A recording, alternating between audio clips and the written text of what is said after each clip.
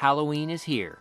All month long, I've been looking at horror films featuring the legendary William Shatner, and now we have finally reached the thrilling conclusion to Shatner-Ween. On October 27, 1967, the original Star Trek aired a special episode for Halloween week. The episode was written by legendary horror suspense author Robert Bloch, creator of Psycho. It's got a haunted castle, witches, mindless zombies, and a giant black cat trying to eat Shatner. So let's take a closer look at this horror-themed episode titled Catspaw. We open with the Enterprise orbiting a mysterious planet. Shatner plays Captain James T. Kirk, and he's worried about a landing party on the planet's surface that hasn't checked in. Well, one of them beams up and promptly dies. Jackson, where are the others? A ghostly voice emanates from his corpse. Leave this place, or you will all die. So naturally, Kirk, his first officer Spock, and Dr. McCoy decide to beam down to the planet and investigate. I always loved these vintage planet sets from the original Star Trek, with the fog-draped landscapes. I actually really enjoy all of the vintage sets and costumes featured in this series. They are colorful and fun. Kirk, Spock, and McCoy encounter 3 creepy witches who warn them to stay away.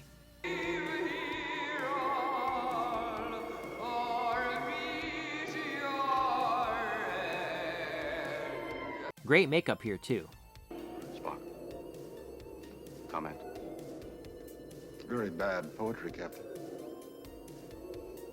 So they all trek on and come upon a giant creepy castle, complete with a black cat.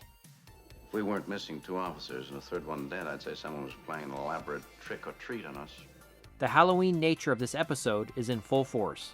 So our heroes fall through the floor and wake up chained in a dungeon, complete with skeletons.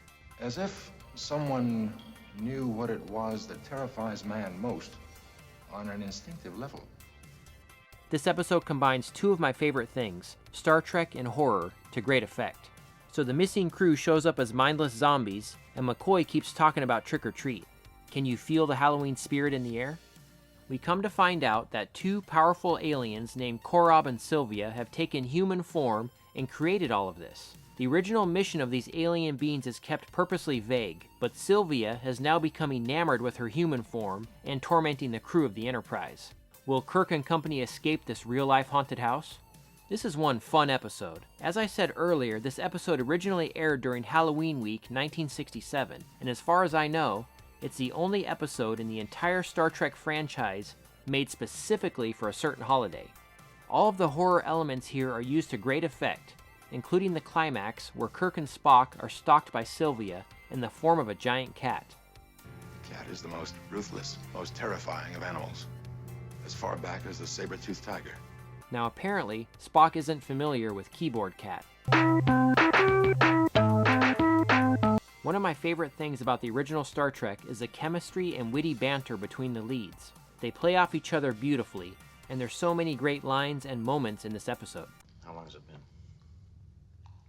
22 minutes, 17 seconds. Thanks.